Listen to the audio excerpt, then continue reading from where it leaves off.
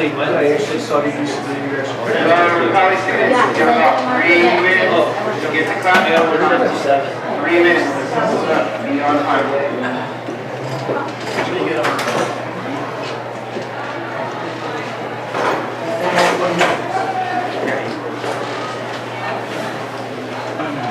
Even Nick, that French homework. I know, like I tried, but it's too much French. I wish they gave me the question in English, you know? I could do it then.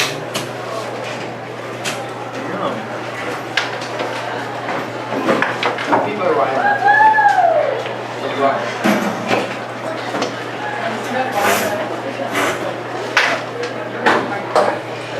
So how was your break? It's fine. I know, I thought you were talking to me and I got excited. Oh, how was your break? Yeah, how was your break, Jeff? I'm sorry, what? I was asking you, but he answered, you know? I don't want to make him feel You bad. don't want to make him feel bad. Oh, I see how it is. Yeah, you better see how it is. If I next sense, can't see God. That's funny. Not that you're not just that thing. Did you do anything special? I went to New Zealand Planetarium. That's pretty cool. Did you show off your physics knowledge? They were really fun. Oh my god, it has the most gorgeous people. One, two, Yeah. So you literally got every point. Texas. nah. It was I called definitely got a few that impressed by wrong. Just the last it was mine that I bought for a friend, but then I got tired of reading from it, so I just ate it. And then you were all like, I was like, And then Texas is the exact. yeah, I Really did. good. I'm still like, Jenna, are those not for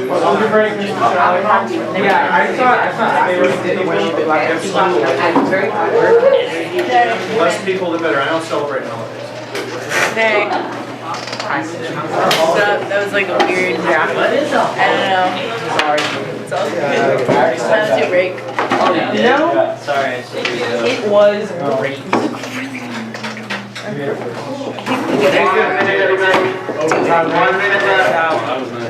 Perfectly well rounded. Did you see this? See this? A little bit of everything. What about yours? It was good. I went to New Orleans. Wow. Did you visit Tulane? I did. And I also went to Texas. Wow. Yeah, it was God, shut up. my break time now. Sorry. It was good. It was fun. Good music. Take your seats. You did? Together? Not quite as good as they were at the end of the Probably only like 60. Just do it. It was an exaggeration. Yeah. I like 90. What did you say? Were they playing at the Forum? I'm still jealous of Jennifer. Why? Seeing like Next time I come over, but I want my dad. oh, I was my parents.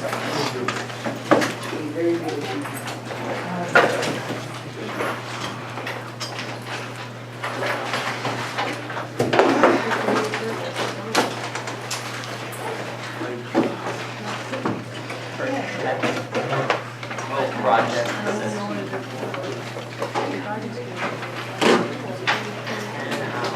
Oh yeah, yeah, that looks like a community service. Like filling it out there. What did you do?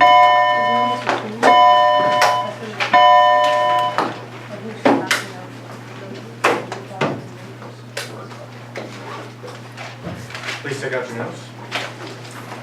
So we're ready to begin our last unit here of the first semester.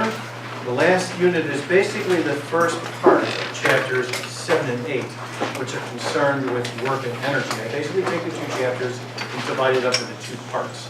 Part 1 takes us from now until the end of the first semester, and then we do part 2 when we return from winter break. It's the opening of the second semester. So, chapters 7 and 8. On work and energy. And here at the end of the first semester, we begin part 1. Now, before I begin today, let me tell you a little bit about the schedule for the class. The last day of the 2-4-6 rotation is actually 2 weeks from today. That's Monday, December 15th. And then your final exam is the last day of finals, which is on Thursday, December 18th. That's periods 5 and 6 on that day for final exam. Remember, there's no school on Friday the 19th, so basically you guys are it. When you guys walk out of the final exam on Thursday the 18th, that's when the winter break begins.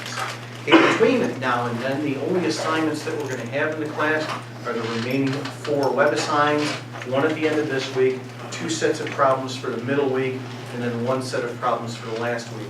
For the last week, however, that last set of problems, and I'll remind you of this then, but that last assignment is due on Thursday, not on Friday, because of how the end of the semester is conducted. Okay? I'll remind you of all of this when we get closer to that date. When it comes to the final exam itself, yes, it is a cumulative final. There are no exams between now and then. So in part on the final exam, what will be covered is what we're beginning here today with part 1 of this unit on work and energy. Final exam, by the way, is worth 200 points. But we'll get to that a little bit later on in the course. Okay, now with respect to this last unit here, part 1 on work and energy, we begin with a little bit of mathematical background. We have to go through briefly here one of the methods by which we multiply vectors together. There are 2 ways in which vectors are multiplied together. One of those methods is important for our purposes here in chapters 7 and 8. We have to go through what is called the dot product, a method of multiplying vectors together.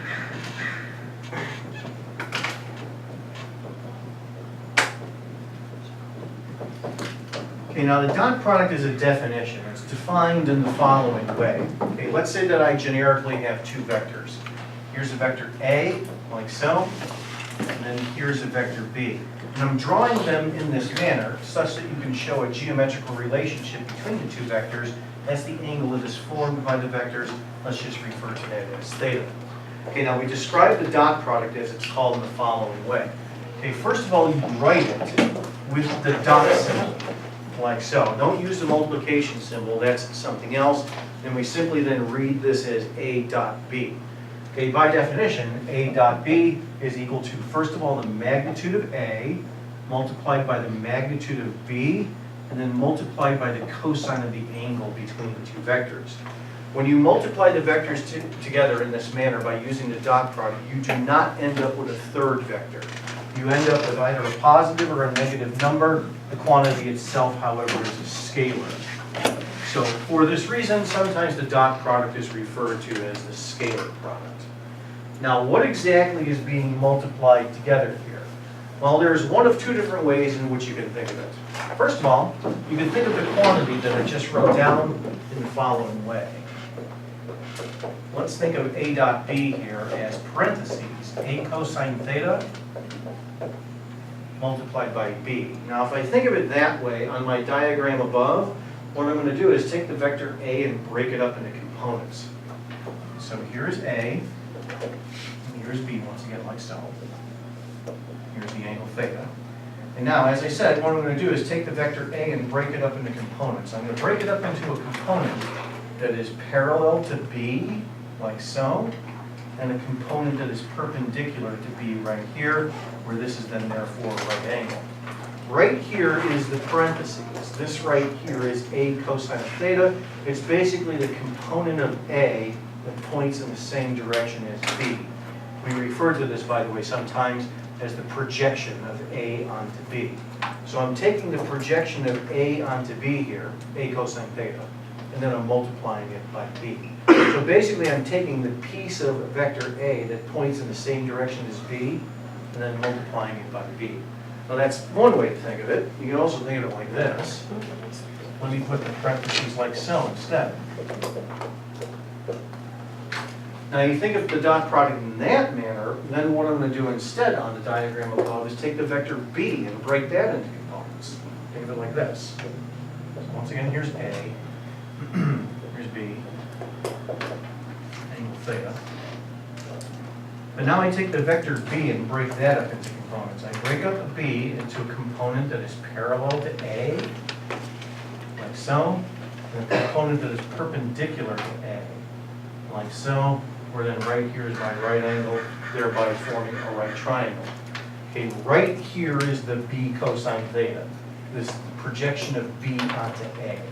So I'm taking the b cosine theta here and multiplying it by A.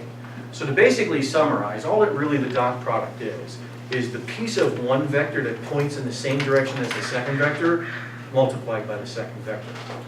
Now with regards to the basics here, there's one more brief thing to go over before I do a couple of basic examples, and that is just simply the following.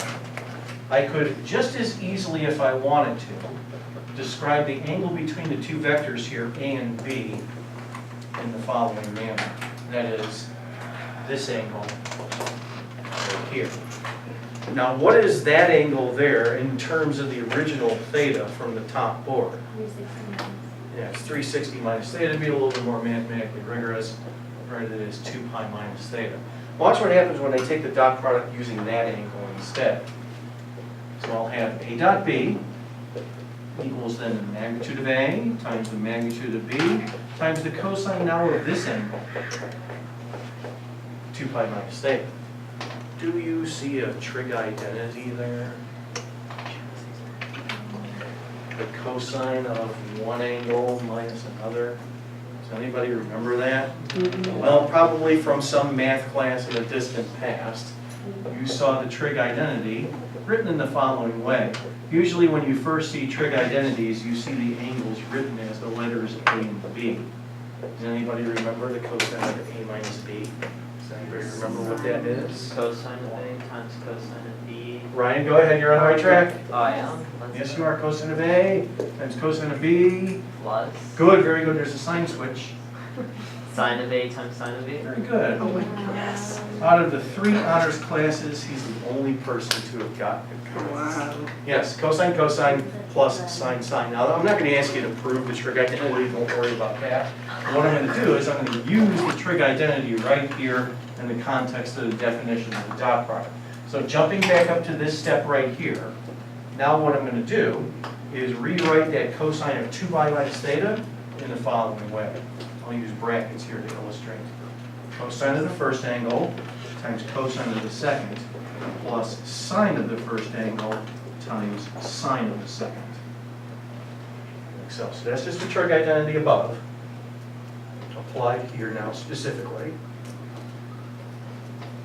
And now in that trig identity, it simplifies into brackets.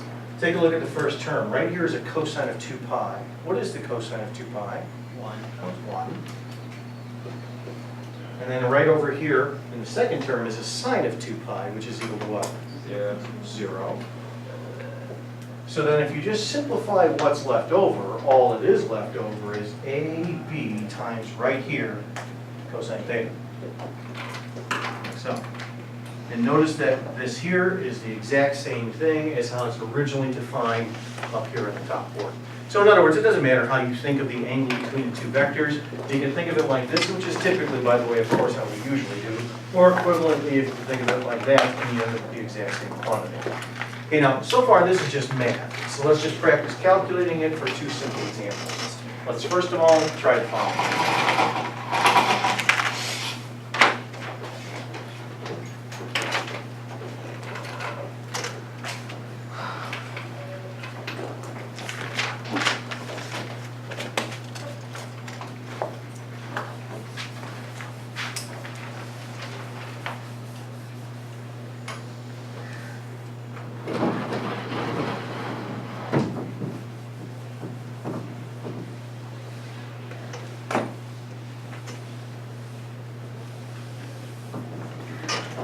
Okay, now, we're given the vectors in the following manner. We're given their 2 magnitudes, which of course we need for the dot product itself, but we're not quite given the angle between the 2 vectors. That's what we need, however, when we calculate the dot product. So I need to somehow find that angle. As we'll see, it's easy to do in this opening example.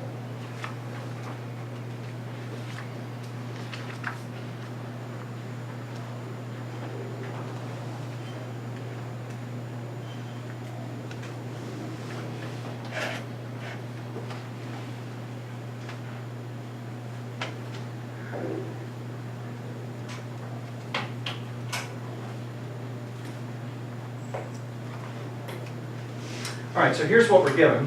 Okay, first of all, the magnitude of each vector, 5 and 6 for A and B respectively. But as I said, we're not quite given the angle between the two vectors themselves. Instead, what we're given is the angle that each vector makes with respect to the positive x-axis. So here's a little picture associated with the problem. Okay, first of all, vector A of a magnitude of 5 points off at a 45-degree angle. That's this blue angle right here, like so. But then vector B, it's a little bit bigger with a magnitude of 6. That's off in the second quadrant, roughly like this. Here's B like so, such that its angle with respect to the positive x-axis is this blue 150-degree angle. That, however, neither of those, it turns out, are the angle that we need. The angle that we need is the angle between the two vectors. That's this guy right here in red. That's the angle theta that we need here for the dot product. Now, once we recognize this, finding that angle is easy. Notice it's just the difference between 150 and 45. So the angle theta is 150 minus 45, or 105 degrees. And now that I have that, then we can go ahead and calculate the dot product very easily. So for the dot product, you basically need three things. You need, first of all, the magnitude of the first vector, times the magnitude, then secondly, of the second vector, and then lastly, multiplied by the cosine, in this case, of 105 degrees. Just like ordinary scalar multiplication that you've been doing since first grade with numbers, notice that it's perfectly fine for the product of these quantities here to either be positive or, in this case, a negative number, as is the case of cosine of 105 degrees. So just in degree mode on the calculator, multiplying all this out, 30 times cosine of 105 comes out to be about negative 7.76. So when two vectors are given to us in this manner, finding the dot product between the two is very easy to do. However, at least initially, it gets a little tricky if the two vectors are given to you instead in component form. So it's just one more example of the basic math of the dot product. Let's take a look at this. This one here is a completely different problem from the one that we just did.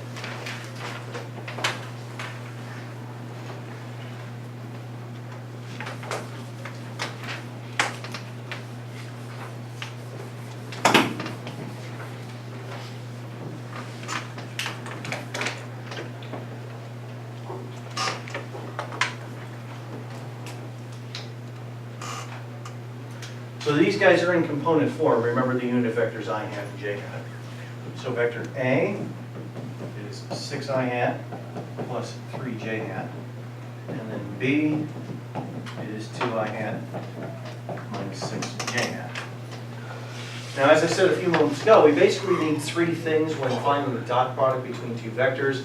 We first of all need the two magnitudes of the vectors, and then lastly the angle between them. Now, finding the magnitudes of these vectors is easy to do. It's just a little bit of Pythagorean theorem with each one. So for vector A, it's going to be 6 squared plus 3 squared. So let's see, 36 plus 9 is 45. Take the square root of that. So the magnitude of vector A, just using some Pythagorean theorem, is about 6.7. And then similarly for B, some Pythagorean theorem there. 2 squared plus 6 squared, so 4 plus 36, that's going to be root 40.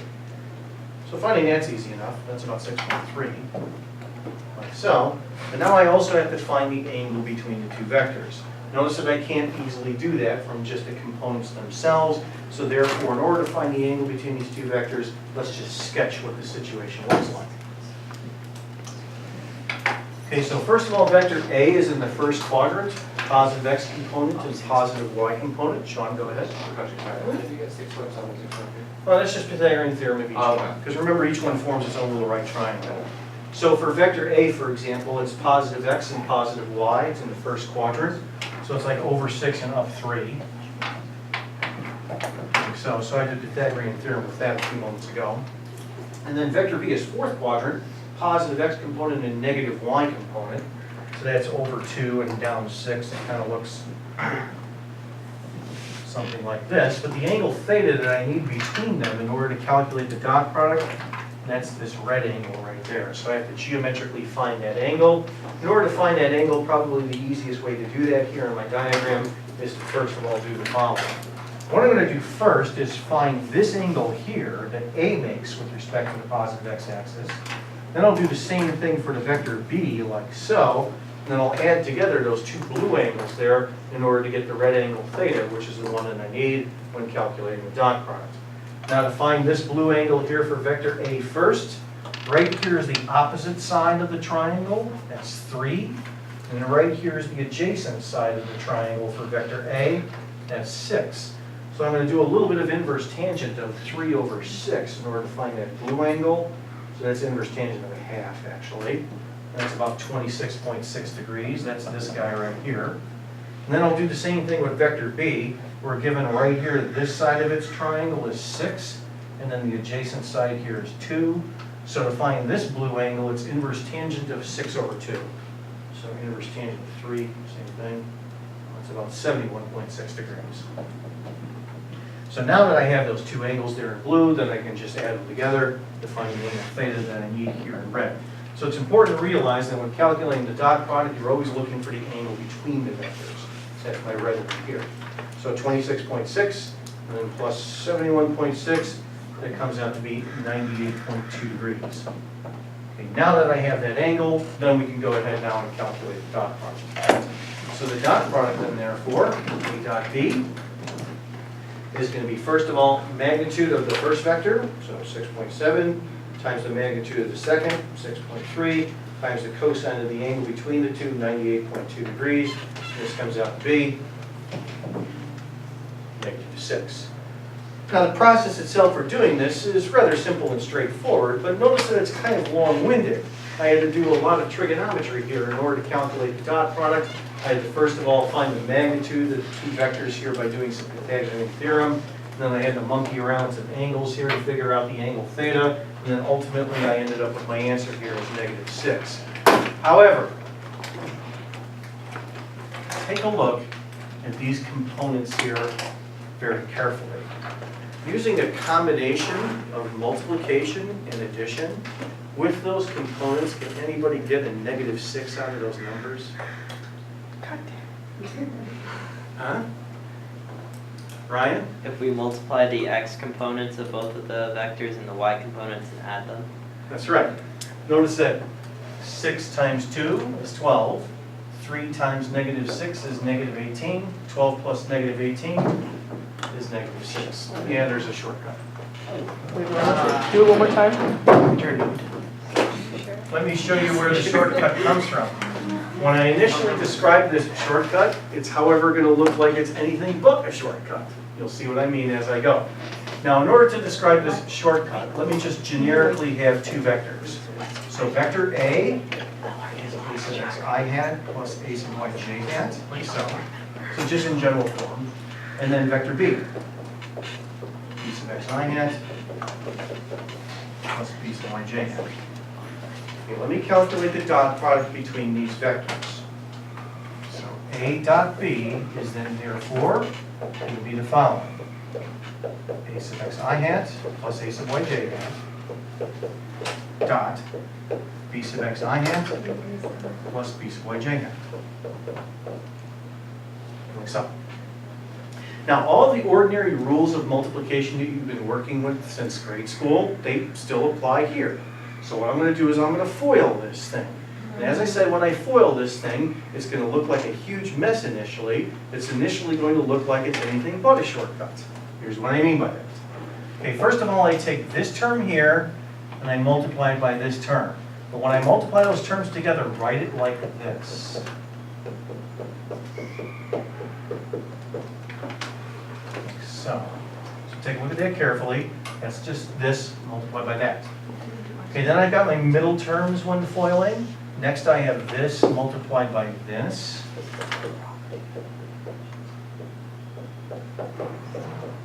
Like so. Okay, then the next middle term is this multiplied by this.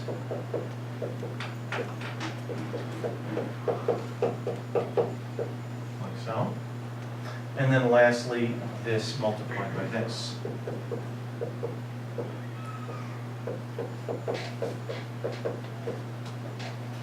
Like so.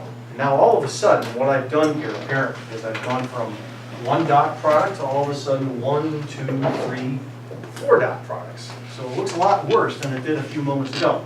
Well, let's take a look at those little dot products that I have there in parentheses. Take a look at the first one, I dot I. So how do I calculate this? Well, we first of all take the magnitude of the first vector. What is the magnitude of a unit vector always by definition? 1. So magnitude of the first vector times magnitude of the second vector multiplied by the cosine of the angle between the two vectors.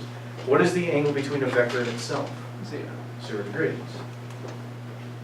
And what is the cosine of 0? 1. So in other words, right here in my FOIL process, I dot I is 1. And for the exact same reason over here, J dot J is 1. Yes? Why is the magnitude of I 1? Remember that the magnitude of the unit vector by definition is equal to 1. Why is this the unit vector? Sorry. Why is the what? He's asking how is this a unit vector? A unit vector, remember, defines a direction for us. Remember that the I hat unit vector defines the positive x-axis and it has a magnitude of 1. The j hat vector describes always the positive y-axis and that has a magnitude of 1. Remember, this is how we describe the components of vectors going all the way back to the beginnings of chapter 3. Okay, yes? So if we were to use the shortcuts, how fast would we not? Look, I haven't quite gotten. Hang on a second. Okay, now let's take a look at the other two dot products. Let's look at I dot j. So once again, take the magnitude of the first vector, 1, times the magnitude of the second vector, also 1, multiplied by the cosine of the angle between the two vectors. Okay, now I hat points in the positive x direction, and j hat points in the positive y direction. So what's the angle between them? 90 degrees. And what is the cosine of 90? 0. So in other words, the I dot j dot product is 0, and for the exact same reasons, the j dot I is also equal to 0. So if you then just, therefore, simplify what's left over, all that I have left over is right here, a sub x, b sub x times 1. And then down here, plus a sub y, b sub y times 1. Which is exactly the shortcut that Ryan described a few minutes ago. So now watch it apply to our numerical example from the top board. So from the top board, we're now going to have the following. We first of all take a sub x multiplied by b sub x, so 6 times 2. And then plus a sub y times b sub y, 3 times negative 6. So 12 plus negative 18 is negative 6. So once you get the hang of it, the basic math of the dot product is easy. The first example was pretty trivial in order to calculate it out. In this example, it turns out is actually even easier. That is, when you have vectors in component form, you just multiply the components and add them up. Okay? All right, any questions about the dot product? Once you get the hang of it, it's very simple and straightforward. Okay, good. Let me erase all this junk.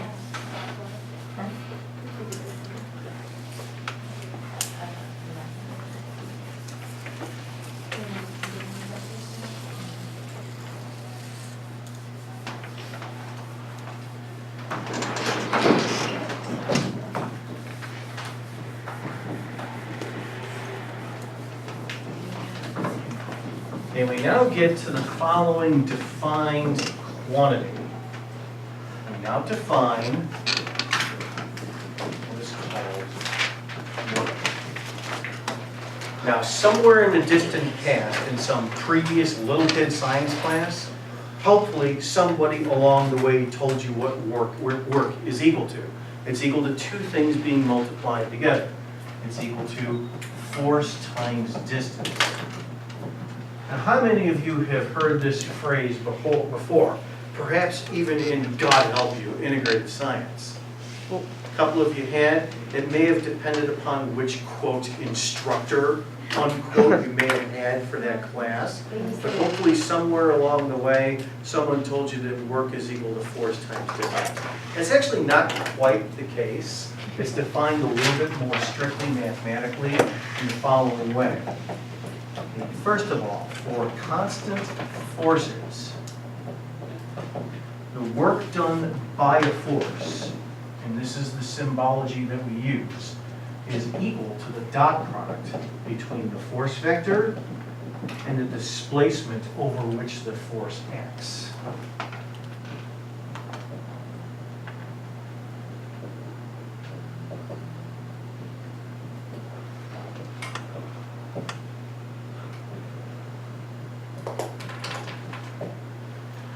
Okay, now I'm writing that out as a phrase here to illustrate the following. For example, without even having the air on, let's just say that I push this cart over some displacement. So as we do this, all that I simply say is that I do work on the object. The amount of work that I do on the object is equal to the following dot product. However, the displacement delta R is only the displacement over which my specific force that I'm applying, over which that displacement, that force acts. In other words, after I let go of the object, it may be still undergoing a displacement, but I'm no longer doing work on it because I'm no longer applying force to it. Other forces, like kinetic friction, for example, might be doing work on the object, but I'm no longer doing work because I'm no longer applying the force. So the delta R here just specifically refers to the displacement over which this particular force acts. Okay, now we do have a new quantity here, so let's check the units. Okay, first of all, in our familiar metric SI system, we have the following.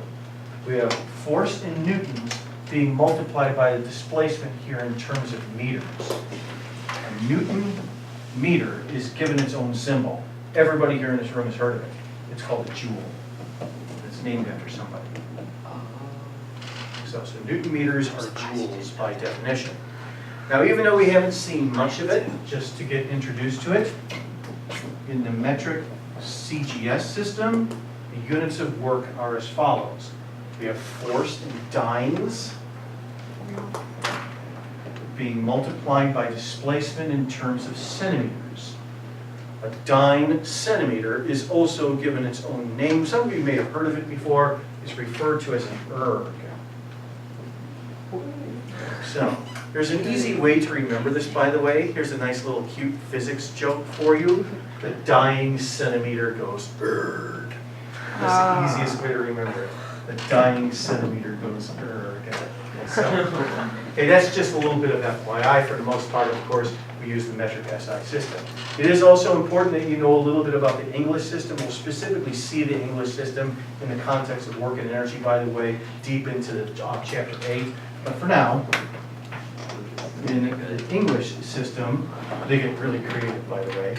We have force here in pounds being multiplied by a displacement here in terms of feet. This is cleverly known as a foot-pound. Aw. So, but for the most part, of course, we use the metric SI system at the introductory level. Everything is in terms of joules. Now, work is just a definition. It's just a calculation. So what we do first is we're going to do two problems where we just practice calculating it for simple dynamical situations. And later on, we see what's so significant about the calculation itself. So in other words, for now, we just start with some practice. With our first example, it's about as easy as it could possibly get in this following situation.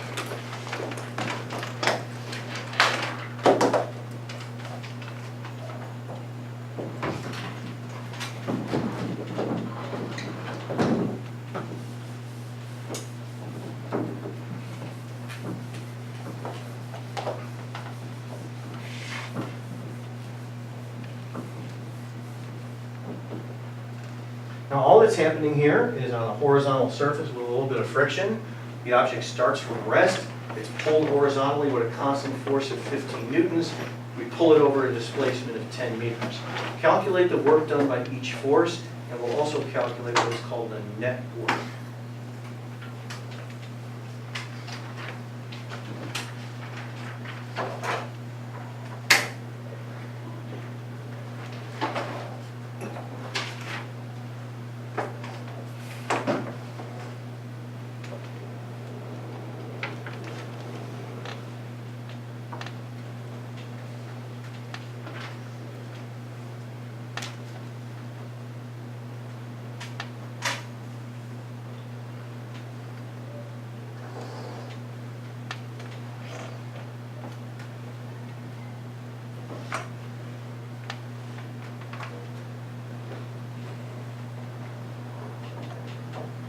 So all that's happening here simply is that the problem starts when I grab hold of the object and it's initially at rest. I then apply the force like so horizontally, and the problem ends the instant that I let go of it.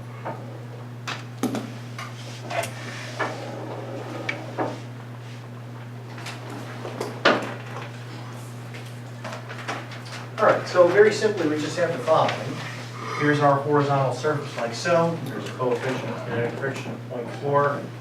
Here's our object of mass m equals 2 kilograms. Initially at rest, V naught is equal to 0.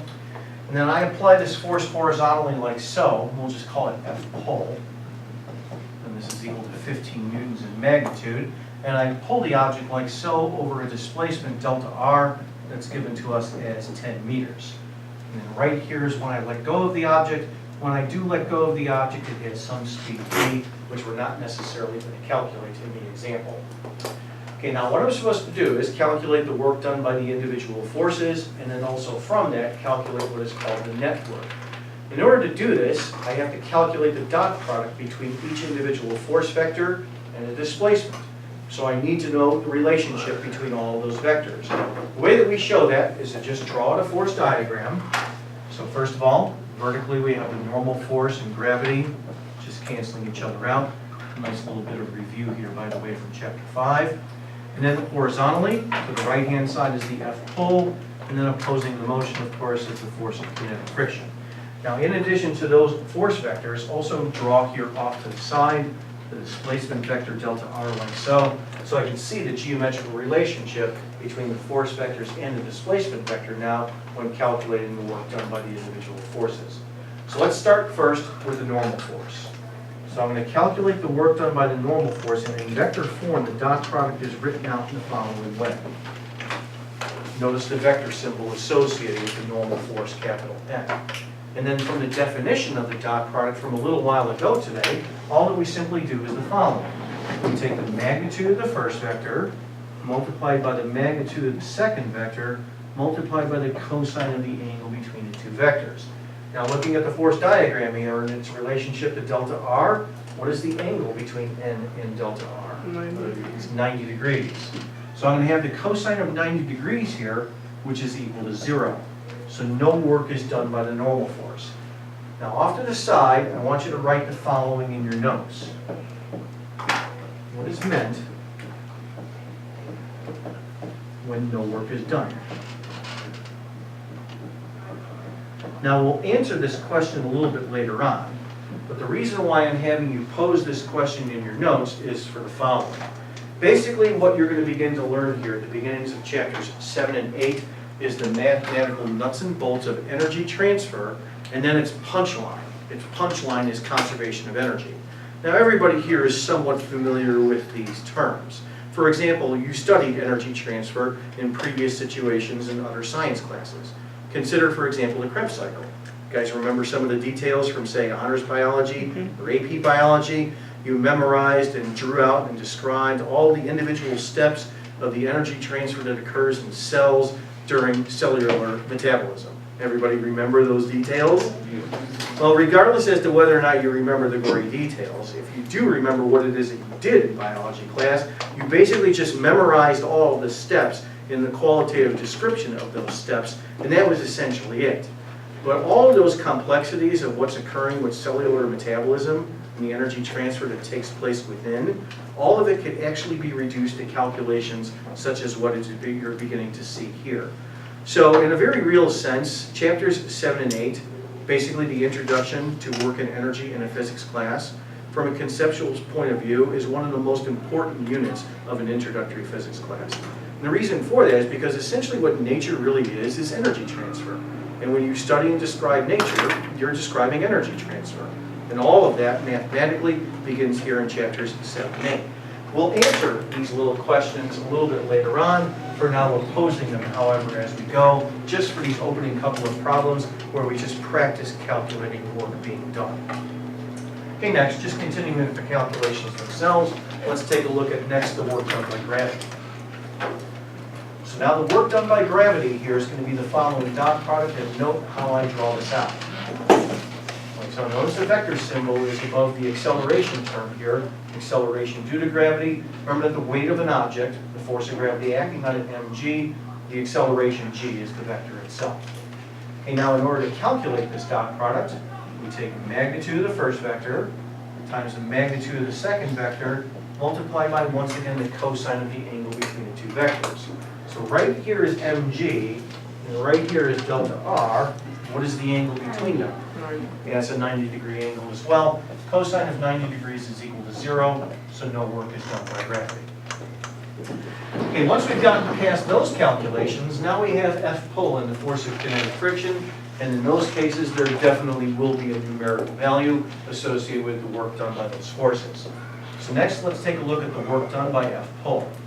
Now, I'm the one who's applying the force F pull. You could think of this as the work done by me in this situation. So that's the dot product between F pull and a displacement vector delta R. So just using the definition of the dot product, we have first of all the magnitude of the first vector times the magnitude of the second, multiplied by the cosine of the angle between the two vectors. Notice that F pull and delta R are pointing in the same direction. So there's a 0-degree angle between them. Cosine of 0 is equal to 1. So you basically, yes, you do end up with force times distance, but mathematically speaking, work being equal to force times distance is really only for the case when the force vector is in the same direction as the displacement vector. Now numerically, we end up with the following. 15 newtons multiplied by 10 meters, that's 150 joules.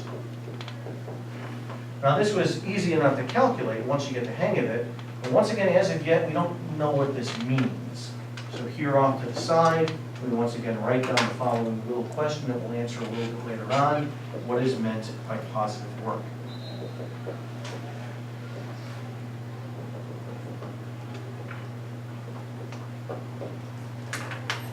Okay, then lastly, for the individual forces, we have kinetic friction. So next, we calculate the work done by kinetic friction, writing out the dot product itself in vector form. This is what it looks like. That's then what we have to calculate. Notice the vector symbol associated with the force of kinetic friction.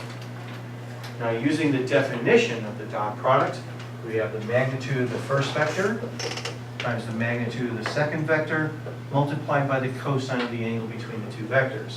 So now look at the diagram above. What is the angle between F sub k and delta r? 180. It's 180 degrees. Now think carefully. Will the angle between the force of kinetic friction and the displacement always be 180 degrees? Yes, it will. And the reason for that is because remember that the force of kinetic friction always opposes the motion of the object, which is described by the displacement. Jenna? It's like the box ones, right, where the friction is opposite from the. Remember that force of kinetic friction always opposes the direction of motion, specifically the motion of the object with respect to the surface it's sliding upon. So in this particular case, when we have that situation occurring, the displacement is to the right, obviously, force of kinetic friction opposes it to the left, therefore there's a 180-degree angle between this vector here and this vector here. So I'm going to have the cosine of 180 degrees here in this work calculation, and what is the cosine of 180? It's -1. So the work done by friction is always going to be a negative number for this reason.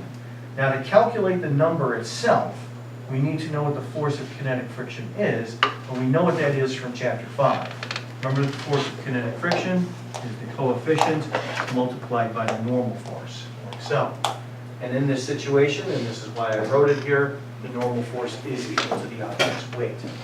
So the work done by friction then in this horizontal situation gives you this little formula here.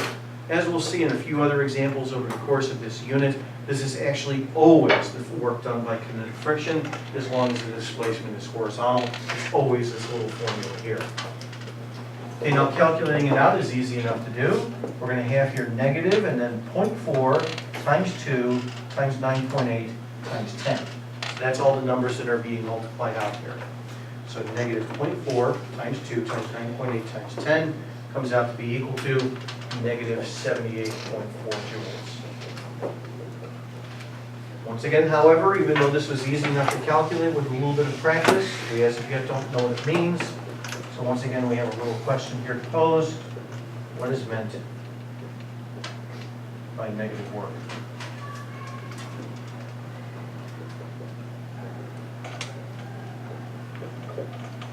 Once again, we'll answer that question a little later on. And then lastly, we're asked to calculate the following quantity, what is called net work.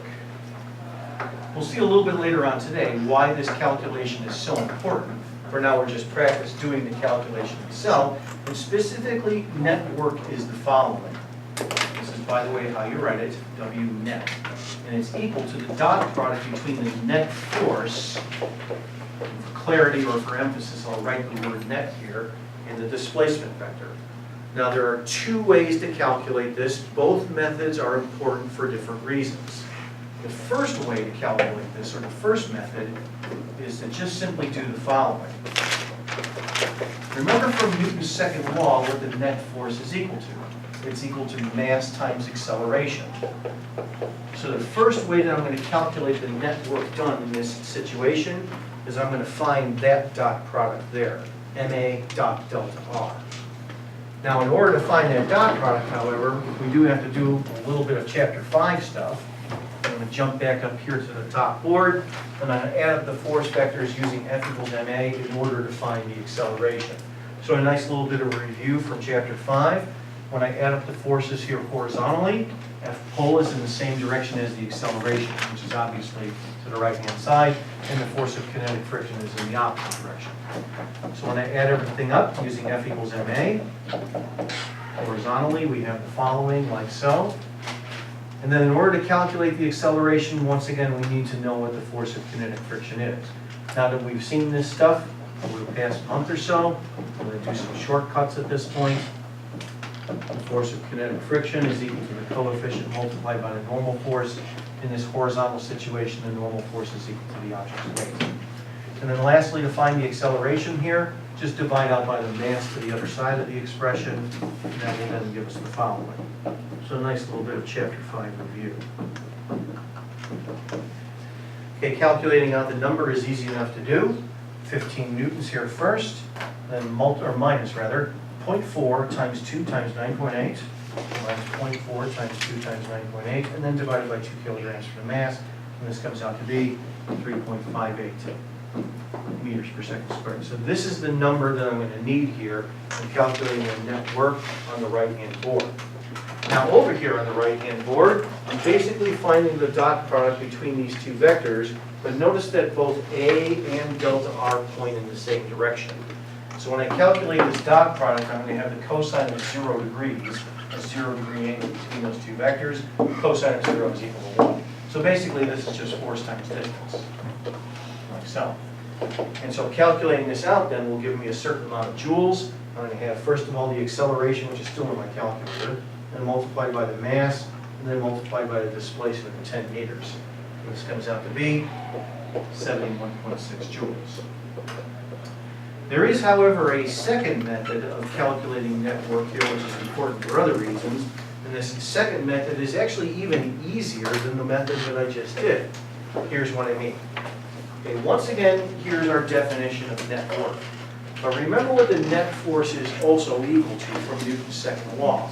It's equal to the vector sum of the individual forces. So this expression here is the same thing as this. Sum of the individual forces being multiplied by a displacement vector, like so. Now take a look at right here, just this single dot product. This single dot product by itself right here is just the work done by one of the individual forces. And then to calculate the net work, all that I have to do is add it all together. In other words, it's just the sum of the work done by the individual forces. So all that I have to do here to find the answer using this method is just add up all the numbers that we calculated a few minutes ago. So I've since erased it. But remember that the work done by the normal force first was 0, plus the work done by gravity, which was also 0, plus the work done by net pull, which was 150 joules, plus lastly the work done by kinetic friction, negative 78.4 joules. So 150 minus 78.4 is the same number. It's 71.6 joules. And then the last thing to note about this problem prior to moving on to our break and then our second problem of practice is just in this situation, in terms of the object's motion, the object was speeding up. So lastly, we note that the object is speeding up. Why that's important to note, we'll see at the end of the day today. What's worse than that?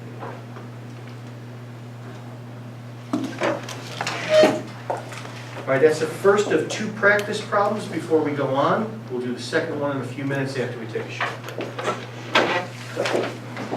Okay, yeah, fill out the chart. I'm going to do these right here.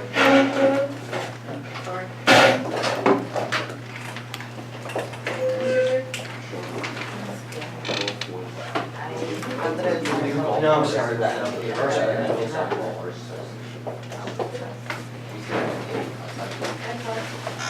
Put the time in here too? Maybe that's fine.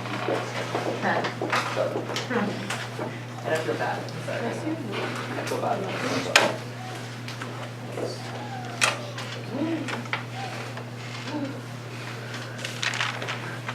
As you probably have noticed, the last exam has been graded. It's been uploaded into the campus. I'm still waiting for a couple of stragglers, however, to make up the exam. Once those people have finished the exam, then I'll hand them all back. You can check your grade at your leisure. It's been updated considerably over the break.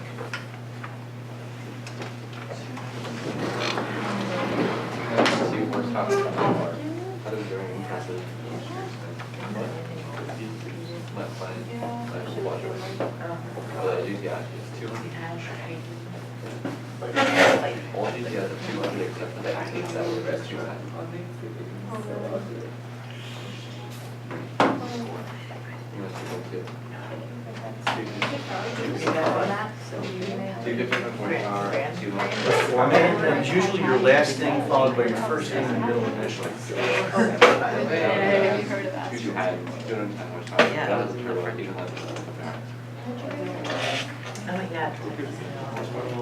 If you have any questions about it, you got it. But you can, there's an infinite campus office, kind of next to the counseling office, sort of near the college center. So you could always go down there and ask if you know how to do it.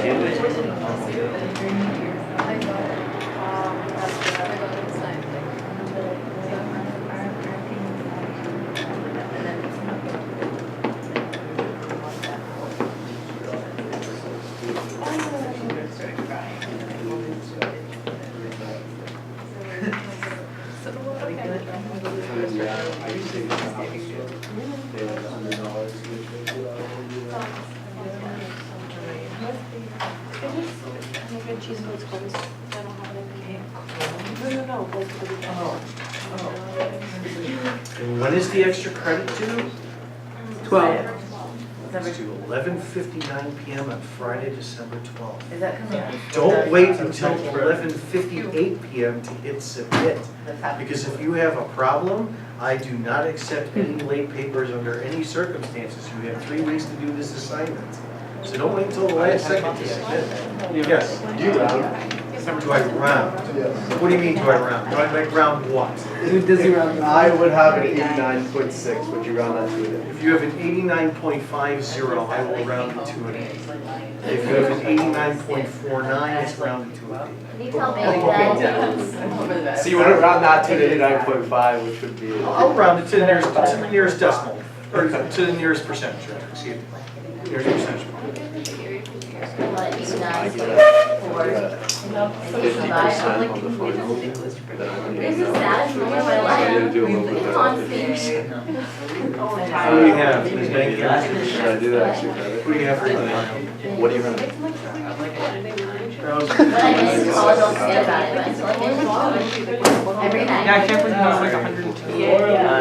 So what are you going to study in college? Like racetrack management or something like that? Because I wrote. Are you going to do a... So you're not going to... The safest approach to political science is just hate everything. Yeah, if you have... Yeah. I don't calculate my final line. Brian took astronomy at UCLA. Brian's a smart kid. Yeah, he comes home to teach me. All right, let me go ahead and move on. UCLA. So this will just be the second of our 2 practice problems in calculating work. In the first example, in a horizontal situation, no work was done by gravity. However, here at the basic incline, once again, a nice little bit of review, considering that you had an exam question that was very similar to this. In the basic incline problem, there definitely will be work being done by gravity. As we'll see in the context of this example, however, mathematically, there's something a little bit special about the force of gravity.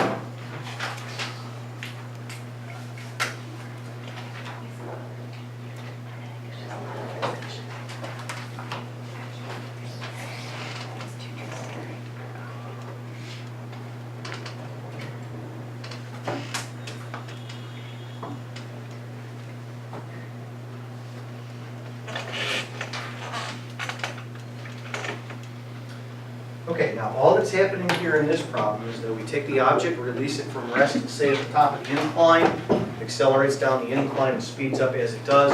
We're going to calculate the work done by the individual forces and once again the net work done.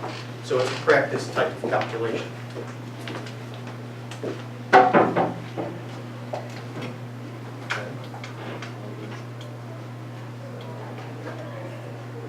Okay, you still got to fill out the rest of the equations.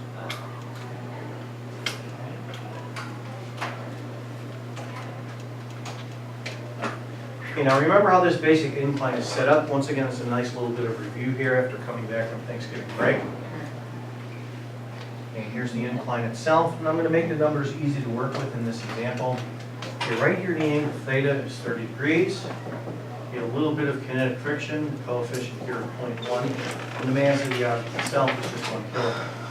Okay, now the object will start from rest here at the top of the incline, so V0 is equal to 0. Slides down the incline where it then reaches the bottom with some speed v like so. We're not going to necessarily calculate what that speed is. As it slides down the incline, it undergoes a displacement, basically the hypotenuse here of the triangle itself, delta r, that's given to us as 2 meters. Okay, once again, as is asked in this problem, like in the last one, we have to calculate the work done by the individual forces, and then eventually just add all of that up to calculate the net work done. In order to do this, we still go through the motions of drawing out our force diagram and showing the relationship between those force vectors and the displacement vector. So then here's what that looks like if you recall from chapter 5. So we first of all have the normal force perpendicular to the incline like so. Force of gravity, mg straight downwards. And then opposing the motion, which is down the slope, we would have the force of kinetic friction like so, pointing up the slope. Once again, for clarity, there's a right angle here. Okay, now off to the side, right here, remember, is the displacement vector, delta r, as the eraser slides down the slope. So we want to show the relationship between the force vectors and the displacement vector here with our force diagram. Now, even though I'm not going to calculate the acceleration in this problem, still go through the motions here of breaking up mg into its familiar components. When you come down from the normal force and go across, right here then is the angle theta associated with the incline itself. And now we just set up our dot product calculations like in the last example. So the first thing to calculate is once again the work done by the normal force. So the work done by the normal force is the dot product between the normal force vector and the displacement vector. Now who could tell me what this is equal to just by looking at the diagram and why? They're perpendicular. What's perpendicular? And Normal force and delta. Yeah, the normal force and delta r are perpendicular to each other, so the cosine of 90 degrees that's contained in the dot product is equal to 0. Now, just for clarity, I'll write that out here. Magnitude of the first vector times magnitude of the second vector multiplied by the cosine of the angle between the two vectors. The angle between those two vectors, however, is 90 degrees. Cosine of 90 is equal to 0. So like in the last problem, no work is done by the normal force in this problem. Does this mean necessarily that the work done by the normal force is always going to be equal to 0? No, not necessarily. Because, for example, right here there's a normal force acting upon the calculator pointing upwards.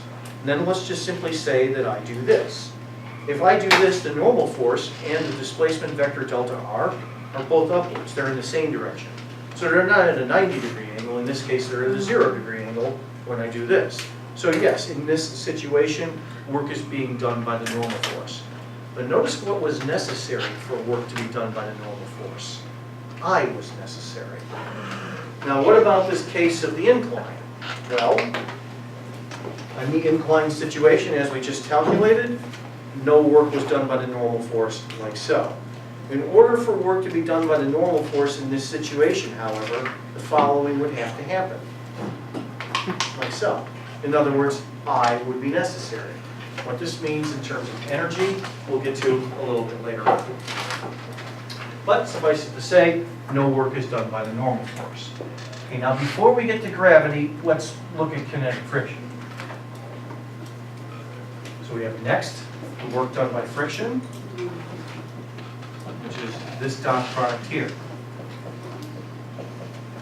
Okay, looking at my diagram there to the right-hand side carefully, is there still a 180-degree angle between F sub k and delta r?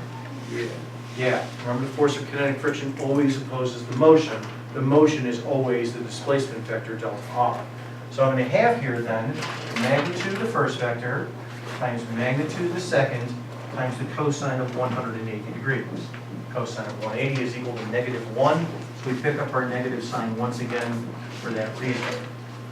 Okay, now to get the number itself, right here the force of kinetic friction, we then write that from chapter 5 as the coefficient of kinetic friction multiplied by the normal force, like so.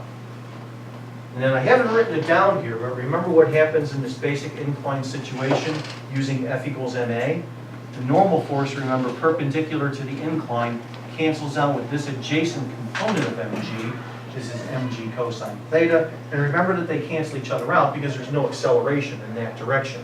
So the n here I'm going to replace with mg cosine theta in this expression right here. That then gives you this.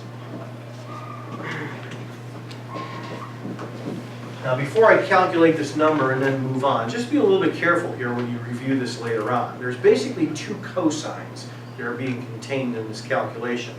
The first cosine comes from the dot product, the angle between F sub k and delta r. That has nothing to do with the normal force or anything like that. The second cosine comes from the normal force. Using F equals ma, the normal force here cancels out with the mg cosine theta. That's this guy right here. So this guy does not come from the dot product. This right here is the normal force. The dot product gave us this cosine over here. So just be careful of that when you review this later on. There are two cosines in this calculation. Okay, now let me just go ahead and calculate the number itself. Okay, the numbers here are a little bit smaller than in the last example. So we're going to have here negative 0.1 times 1 times 9.8 times the cosine of 30 degrees times 2 meters. So negative 0.1 times 1 times 9.8 times cosine of 30 multiplied by 2 meters. And it's a small amount in this case, about negative 1.7 joules. Easy enough to do once you get the hang of it. And by the way, we'll see this in a couple of other examples later on, but the work done by kinetic friction on an incline situation, regardless of whether or not the object is moving up or down the slope, is always this expression right here. We'll see this a few more times before the end of this video. Okay, then lastly, we have gravity. In the previous example where the displacement was horizontal, no work was done by gravity. In this case, however, there definitely will be. So when we calculate the work done by gravity, we initially do so by once again setting up our dot product. So just using the definition of the dot product, remember what this is equal to? Magnitude of the first vector times the magnitude of the second vector multiplied by the cosine of the angle between the two vectors. Now what is the angle between mg and delta r? Well, that angle, I haven't marked it on the diagram, is this angle right here in terms of the angle theta, in terms of the angle of inclination itself. What is this angle here between the two vectors? It's 90 minus theta. So remember that you always need the angle between the two vectors when calculating the dot product. That's this angle here that I've not marked. And notice that the angle here is 90 minus theta. So I'm going to take the cosine of that angle, 90 minus theta, like so. Once again, don't get confused here. This is the cosine of the angle between the two vectors. It's just that in terms of the angle of inclination, the angle between the two vectors is 90 minus theta. And now at this point, mathematically, we can just throw in our numbers and blah, blah, blah, get our answer. But as I said a little earlier, there's something mathematically special about the force of gravity. So I'm going to do a couple of extra steps here to show that. The first thing that I'm going to do is right here employ the exact same trig identity that I did at the beginning of class today. In this case, the trig identity will give us the following. First of all, I have mg delta r here in front. And now putting the trig identity into brackets, we're going to have the following. First of all, cosine of the first angle times cosine of the second angle. And then, as Ryan correctly pointed out at the beginning of class today, there is a sign switch. And it's plus sine of the first angle times sine of the second angle. Like so. So this is the same trig identity as we saw at the beginning of the period today. It's just in terms of these numbers here for this example. Now in the brackets, it simplifies considerably. First of all, notice in the first term that we have the cosine of 90 here, which is equal to 0. And then in the second term, we have the sine of 90, which is equal to 1. So if we now just rewrite and simplify what's left over, what I have now is the following. mg delta r, and then just multiplied by sine theta. It gives us this.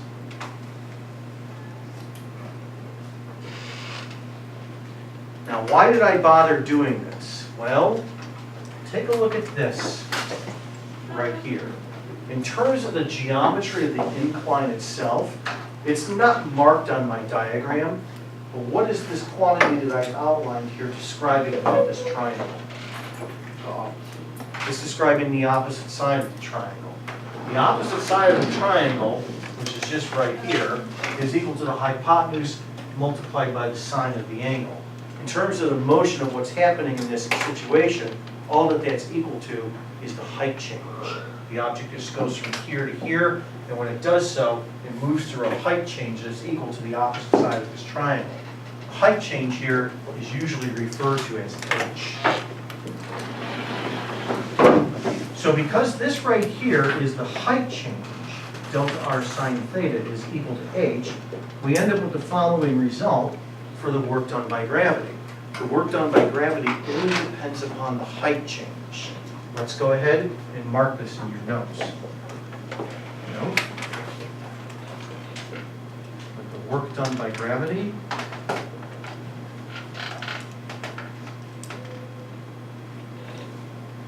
only depends upon the height change.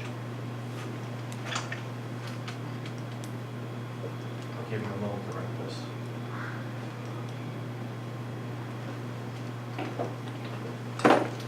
Now we're seeing this just in terms of nuts and bolts calculation for the first time in the context of this example, but as we'll see, this is actually a very important result with respect to the force of gravity. We'll see why a little bit later on. Here, just in the context of the example itself, we're seeing it for the first time. Now just to finish the problem numerically, the height change here, h, is easy to calculate in this example. Is equal to the hypotenuse of the triangle above multiplied by the sine of the angle. And here's why I chose the numbers the way that I did. This is 2 meters being multiplied by the sine of 30. What is the sine of 30? 1/2. That's a half. So this is 2 times a half is equal to 1 meter. So I made the numbers easy to work with for this reason.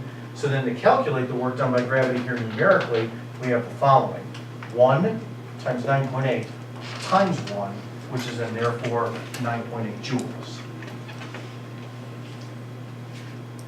So, but what is important to note here, and make sure that you wrote that in your notes, is that the work done by gravity only depends upon the height change.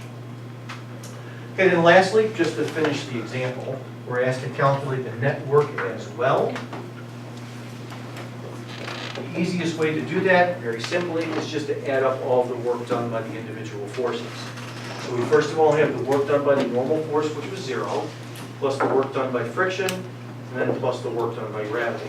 So numerically, it's nothing more than 9.8 minus 1.7 for a positive total here of 8.1 joules.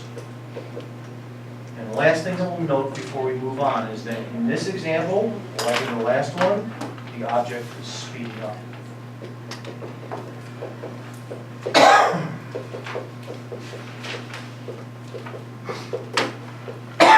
Excuse me.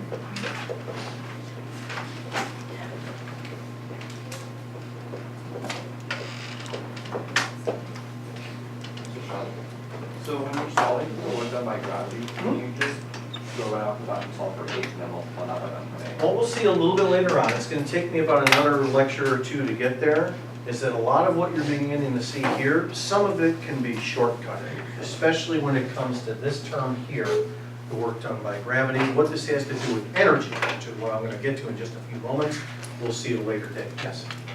Why can't you just do the 90 minus theta and use cosine? Okay, now, yeah, numerically, I could have just stuck everything here, blah, blah, blah, and I would have gotten this number, okay? But what I'm trying to illustrate with these extra couple of steps is this rather interesting result here that has to do with gravity. The work done by that particular force only depends upon the height change. Why that's important, I'm gonna get to it at a later date. I'm just noting it here for us for the first time, okay? No? Are there no abbreviation for joules? You can use a capital J, that's fine. I mean, my own personal habit, I just write up a little word, but you can use a capital J, yeah? And then also, when you say the object is speeding up, is that in the time that you're pushing it and then? So in the first example, remember that basically the problem was this, and was speeding up as I pushed it. And now in this example, the eraser is sliding down the slope and speeding up as well. In both cases, the net work done on the object was a positive number. We'll see what that means at the very end of today's lecture, okay? All right, let me erase this. So what you can see from these two examples here is that with a little bit of practice, and yeah, it takes some practice, of course, with a little bit of practice, calculating the work done by individual forces, as long as they're constant, is pretty easy to do. So suffice it to say, we can do these work calculations. Okay, so what? So we can do these calculations.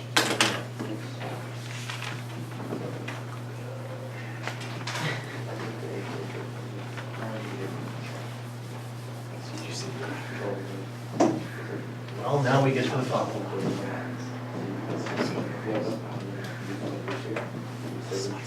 Energy. John. Okay, now as we begin to describe energy, it's important to realize that what I'm about to describe here is not a definition. It's essentially a recognition. We're recognizing that energy is perhaps one of the most fundamental properties associated with nature. So it's recognized to be a fundamental property of nature. So as I describe this, it's not a definition. It's basically recognizing this. Energy, what it is usually described in a very simple phrase associated with work. Probably most of you have heard this phrase before. How many of you have heard somewhere along the way that energy is the ability to do work? Okay, a lot of you are nodding your heads. It's important to realize that that's not a definition. It's a recognition of the description, if you will, of this fundamental property.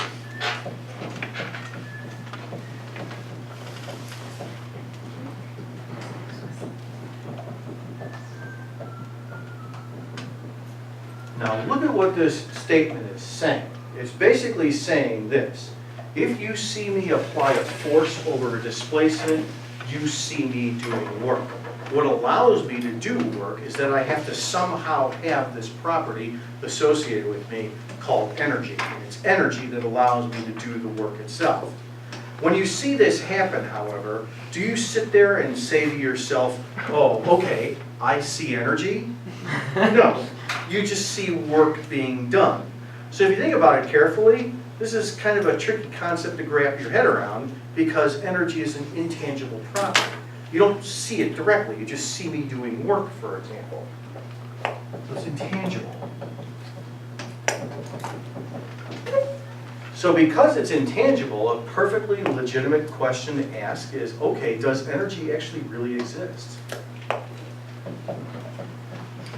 Therefore, does energy exist? Because it is intangible. Well, this was a question that was being debated by physicists and engineers in the early portion of the 19th century. And by the way, we're about 100 years or so after the death of Isaac Newton now. Newton died in 1732, I believe it was. We're essentially right now in the first couple of decades here of the early 19th century. So in the early 19th century, a basic question that was being asked at the time is, does energy in fact exist if it's an intangible property? Well, basically everybody finally decided that it has to exist, but it has to for a very specific reason. What is called the work-energy theorem.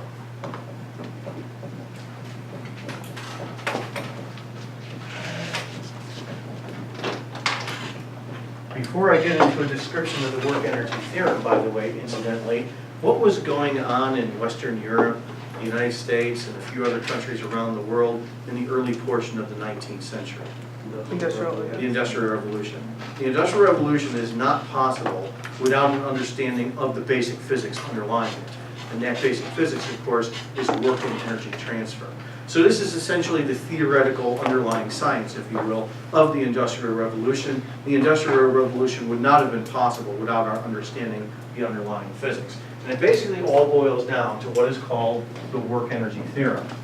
Now I'm going to describe to you, first of all, the work energy theorem qualitatively. The word theorem, by the way, implies that it is mathematical, and it is. Now let me describe it to you, first of all, qualitatively. Here's a qualitative description. I'm going to set up in a few minutes here a very simple situation involving my air track, and yes, when I eventually do, I will be turning the air on. So let's set up the situation as this easy example in the following way. So here's my air track, like so, and we'll consider it to be horizontal and frictionless, because I will turn the air on. Is the example with the description? This is going to be qualitative, yeah, but I'm just going to lay out exactly what's happening here first before I actually go about doing the demonstration. And then we're going to have our cart here, like so, at mass m. Just for simplicity, we'll assume that it's starting at rest. And then I'm going to come along and exert a net force horizontally upon the object like so, F net. Basically, I'm going to push it over a displacement, delta R. And then after I let go of the object, the instant I let go of it, it will have some speed v. And it will retain that speed v in accordance with Newton's first law, because it will just continue forever at a constant speed in a straight line, as long as there are no forces acting, what we of course examined at the beginning of chapter 4. Now the situation very merely is nothing more than the following.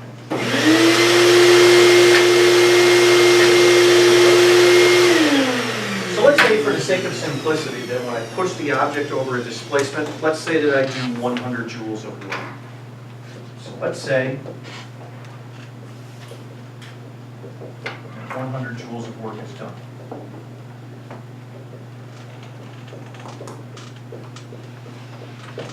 Now from the top board, if energy is the ability to do work, what that then means is that I used 100 joules of energy. This means that 100 joules of energy was used to do the 100 joules of work.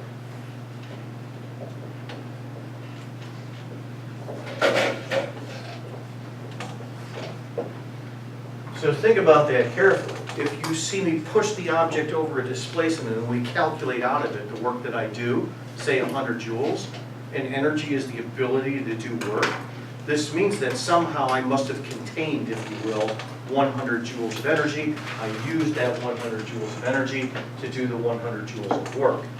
If that's the case, then the immediate question that could be asked is, all right, well, what then happened to that 100 joules of energy?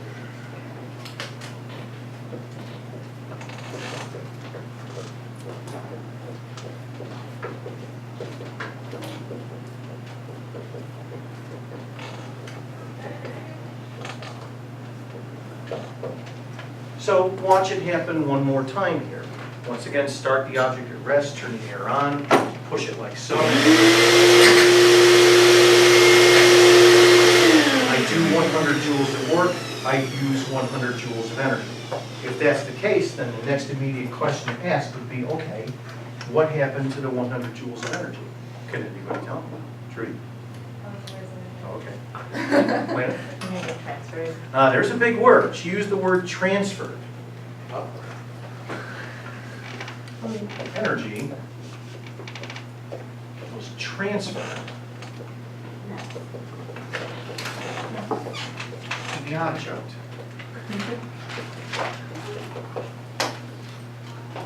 So now what she's saying, and she's correct, is that the object now has 100 joules of energy.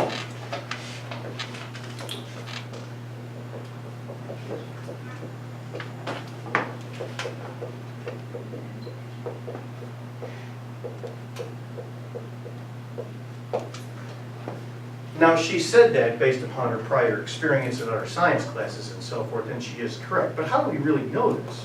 How do we know?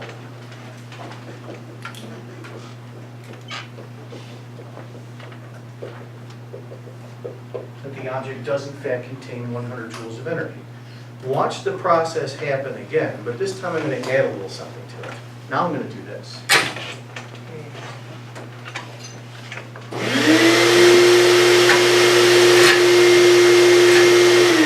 So now the sequence of events is as follows. I do 100 joules of work on this object, then therefore I transfer 100 joules of energy to the object. But how do I know that this object, after I let go of it, has 100 joules of energy? Think about what it was that you just saw, Jenna. It hits the other one with 100 joules. Be a little bit more specific. What does this have the ability to do It's to this? energy, and that one now moves. I can't say it. Okay, you have to be as precise as you can with your language here. And by the way, before I get to you guys, you're probably going to tell me the right answer. But this is really the first unit in physics, work and energy, where you begin to see the limitations of our normal everyday language in physically describing a situation. We say words like transfer and contain and so on when talking about energy. But energy, as we've already discovered here, is an intangible property. So because it's intangible, this is kind of like where our words begin to fail in terms of describing what happens, and what we then have to rely upon is the math. What the math then tells us is exactly happening. So now getting to correctly phrasing this, yes, I do 100 joules of work on this object, I transfer 100 joules of energy to the object.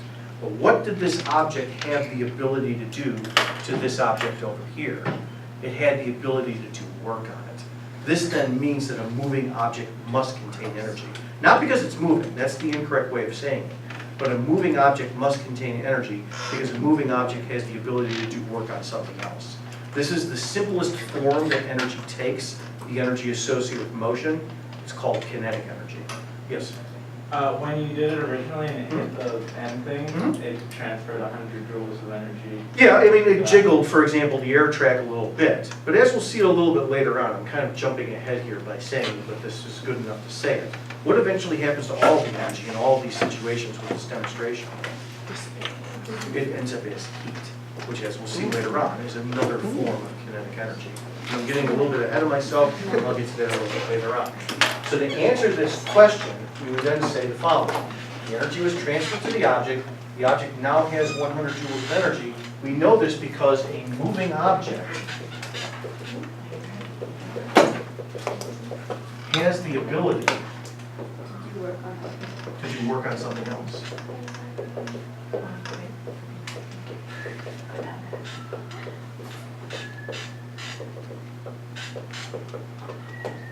So this is the simplest form that energy takes.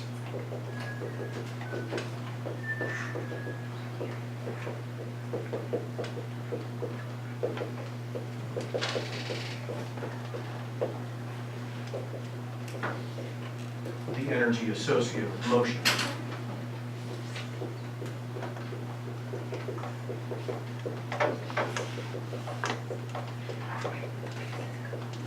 And this is called kinetic energy.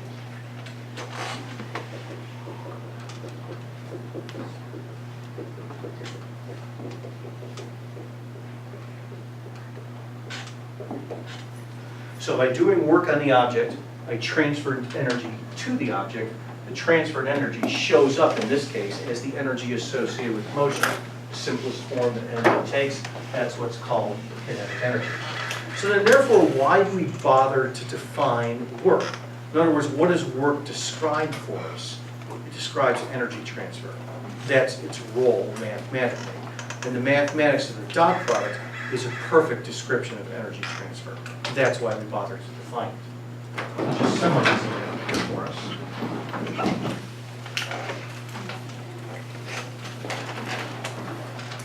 The role of work is to transfer energy.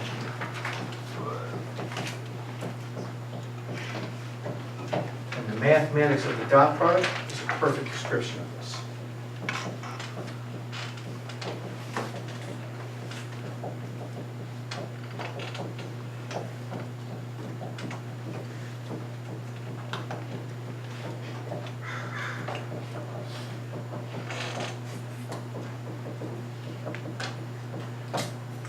So now taking all of this into account over the last 10 minutes or so, how do we summarize this into a relatively simple statement? In other words, what does the work energy theorem really say? Well, here's the summary. When net work is done, energy is transferred to the object.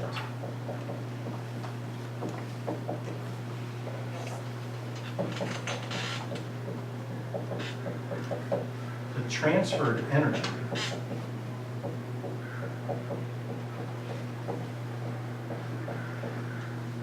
equals the change, to be precise about this mathematically, the change in the object's kinetic energy.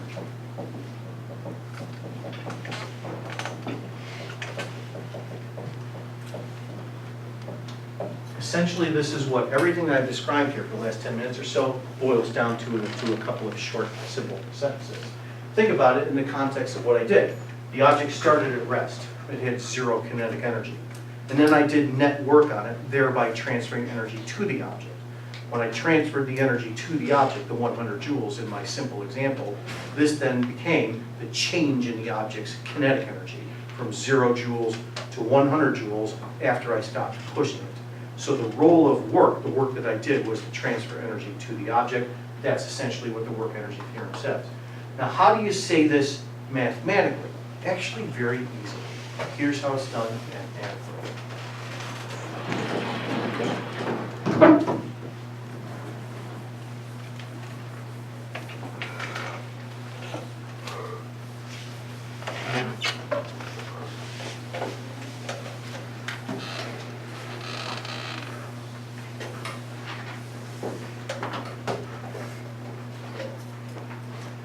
Okay, now, take a moment here briefly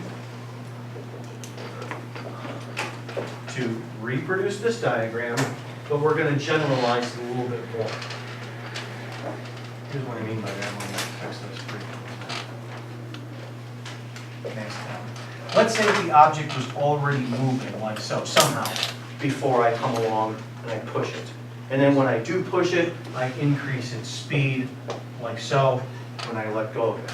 So what I did a few moments ago was just with the V0 equal to 0, but it doesn't necessarily always have to be equal to 0. Let's just say that it was some value, and then I come along and I push it in this manner, let go of it, thereby increasing its speed. What I want to come up with is the mathematical statement of what I said up on the top board. Basically my summary, those last couple of sentences. How do I arrive at that? Actually very easy. What we do first is we start with the definition of net work. Now from earlier today, net work is equal to the following dot product, like so. And by the way, I'm keeping this situation as easy as I possibly can in now deriving for us the work energy theorem. This is once again for constant forces. And in this situation, just to make it really easy, I'm saying that the net force and the displacement vector are in the same direction. So when I calculate this dot product, there's a 0-degree angle between these two vectors. Cosine of 0 is equal to 1. So this is basically just force times distance. So, okay, now what I have to do is go from a description of this definition of net work to a description involving the change in the object's motion from speed V0 to final speed V. How do I go about doing that? It's actually just 2 simple steps. The first step is to write the net force here as mass times acceleration like so from Newton's second law. And then how do I go from this expression here to a description involving the change in the object's motion? The easiest way to do this is actually with the third kinematics equation. I didn't tell you this at the time back in chapter 2, but the third kinematics equation is really a description of energy transfer. Here's what it looks like in the context of this example. Now when I write this down, note that there is a slight change in notation. We saw the displacement here, final minus initial position, back in chapter 2 if you remember, as x minus x naught. Here we're just referring to it as the displacement, delta R. Notice contained within this expression is what we're looking for. A description involving the change in the object's motion from its original speed v naught to its final speed v. So algebraically, all that I have to do here is take this expression, solve it for a delta R, and then plug it into here. Let's then see what I get when I do that. So I'm going to move the v naught squared first to the other side, and then I'm going to divide by 2. So the a delta R then by itself from the third equation here is the following. And then I'm going to take this, and I'm just going to stick it in there. And now let's see what we get when I do that. So I now have that the net work is equal to the following. It's equal to the mass of the object, m, and then multiplied by the quantity a delta R, which from the third kinematics equation is just this guy right here. Plug that into here. So, and then if I just kind of clean this up a little bit, what you end up with is the following expression.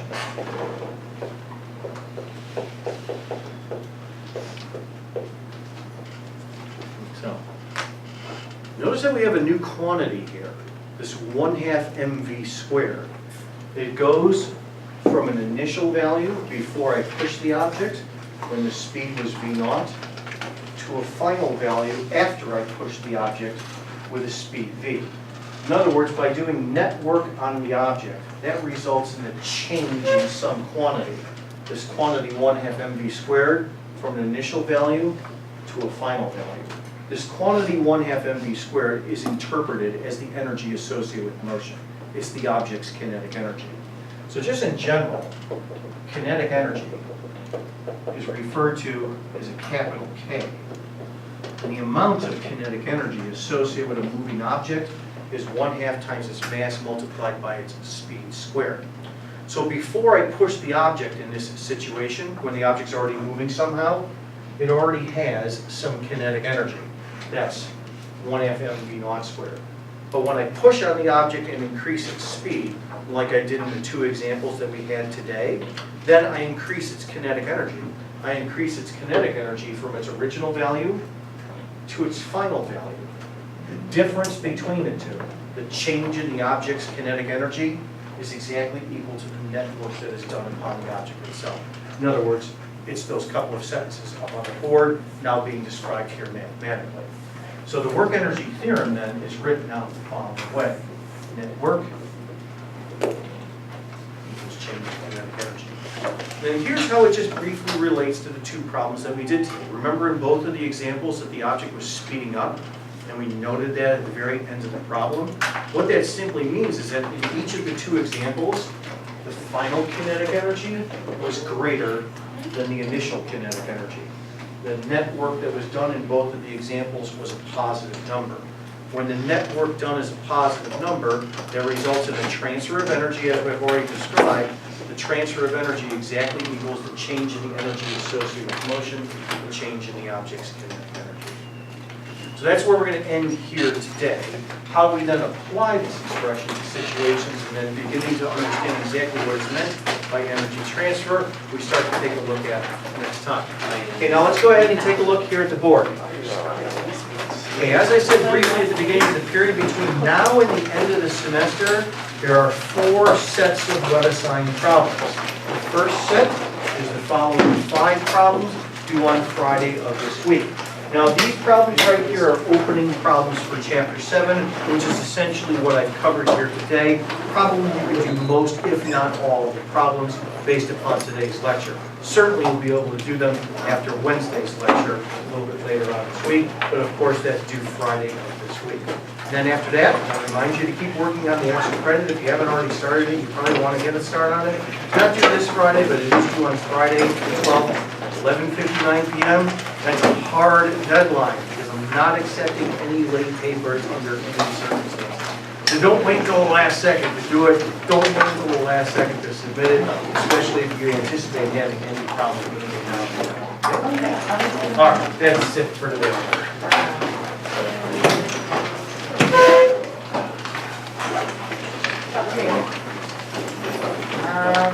Here, I'll do.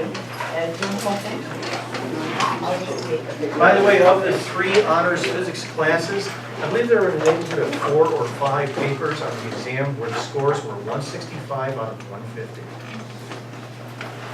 4 or 5 perfect papers.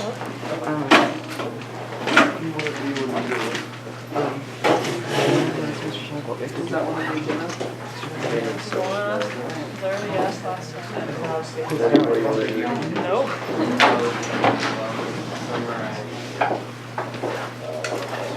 Like shooting games, sports games. Oh, the essays.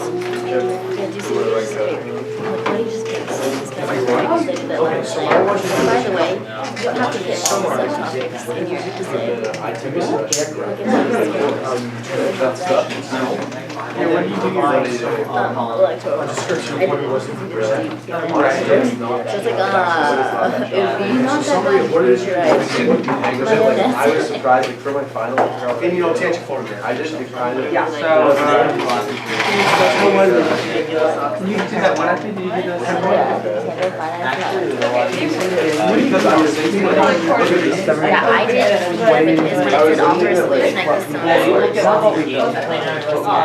Yeah, like when I. yeah, because you need No, but are you using either Vika or? What we presented. I did just speak it in general, and I think that like So if you get it on that. they were the problems with like individually to like individual persons who candidates could contribute however much they want money to their own campaign. That's what we pulled. No, you The can't soft because you money got we pulled about That's gonna show. issue advocacy and and How was it awesome?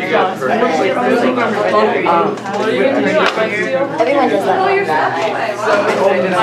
Yeah, that one's fine. I got 2 points. I gotta see what my cousin does. That's so like.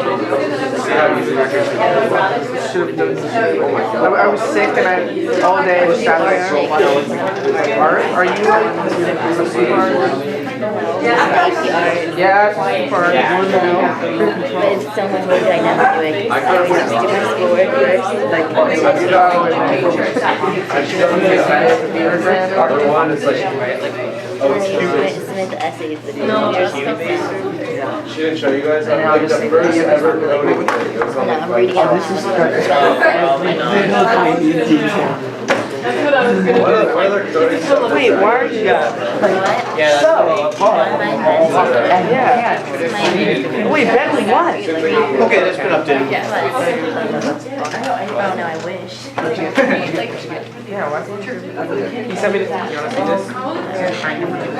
Ryan, it seems like I'm having a class.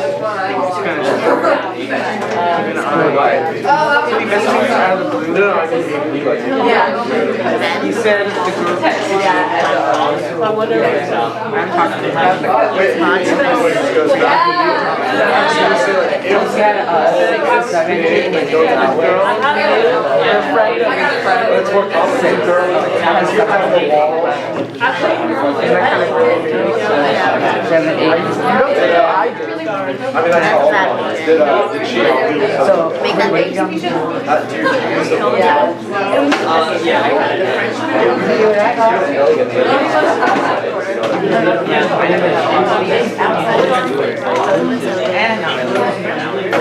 I want a Until it gets that thing where it's totally gone. I think they taste better in the shapes. I like that. I used to go to this store, like this, when you walk home, or am I not? So bad, like a So bad. Okay, apparently, according to Kraft Mac and Cheese, I'm a family of 4. It was like I eat one box. Feeds a family of 4. It feeds me. I'm barely like a person. Here's my you're starving. I don't know. That, You eat the whole thing? yes, I eat the whole box. No, it's Found the big ones. really? I had 2 bowls. That's not even enough for one. I know, that's what I'm saying. How big are by that logic, I'm like a family of 8 at someone's house, and their bowls or their cups are like smaller. They'll give you a cup of milk or water, it's like that much, and you're like, or their bowls, their cereal bowls, they're actually like that big. Next time, when they say like, tell me when, just like let them overflow. When? Like imagine how hard I had mac and cheese last night, and it was honestly terrible. My mom made it. She tasted it, and she's like, I agree with you. Oh, yeah. You know the mac and cheese and lemonade? I hate lemonade. I hate it because go die. Because it is so bad. They never change it. Their lemonade tastes so bad. I don't like it. It's so bad. Their food is their lemonade is even worse than their food somehow, and they're named lemonade. The only mac and cheese like I'll ever like, because I don't really like any mac and cheese except for except for Cracked box. no. Hoover's mac and cheese. Only good mac and cheese ever.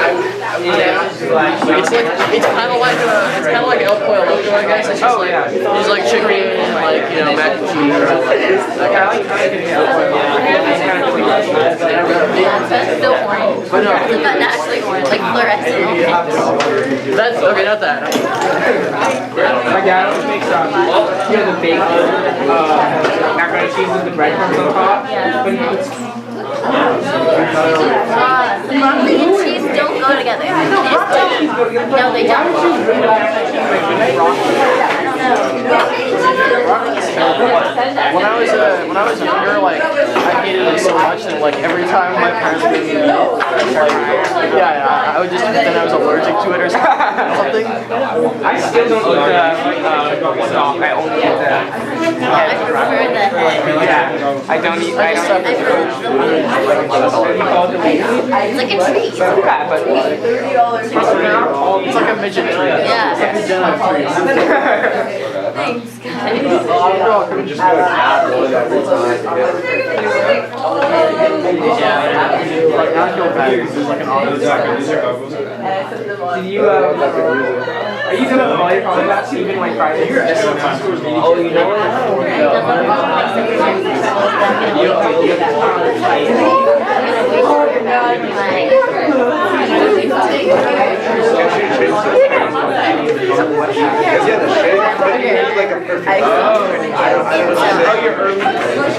Yeah, I was like that.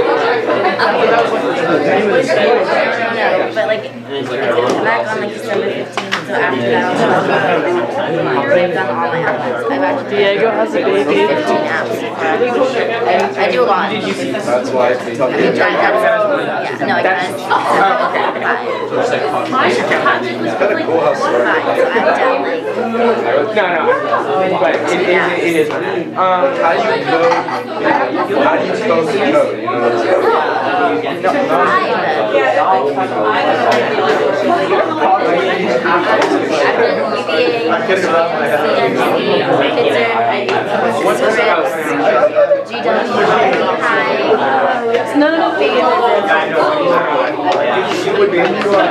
I'm gonna apply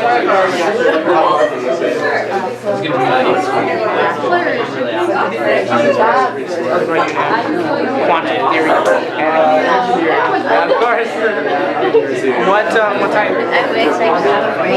You're just going to the net. So are you applying to like slow? What do you mean you think it's due? Okay. That's what you want to be.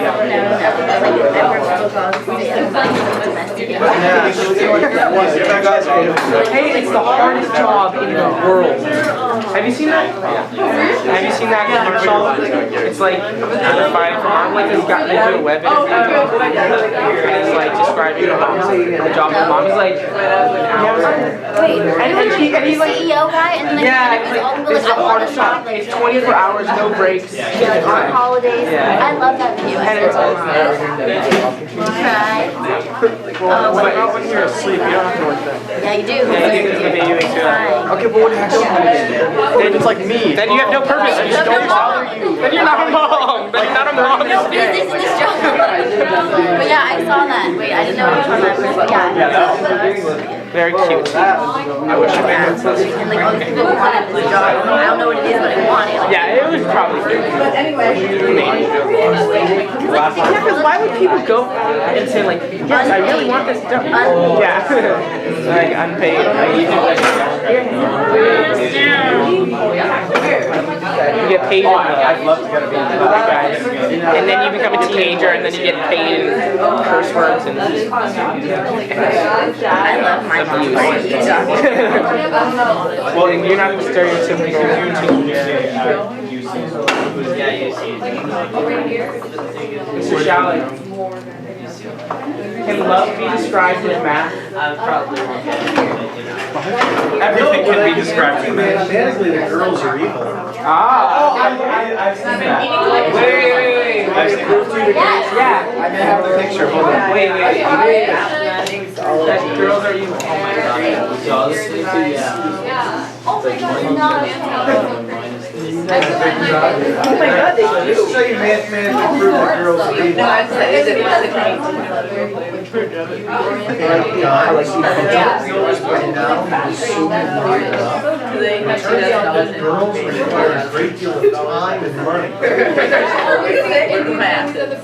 Girls.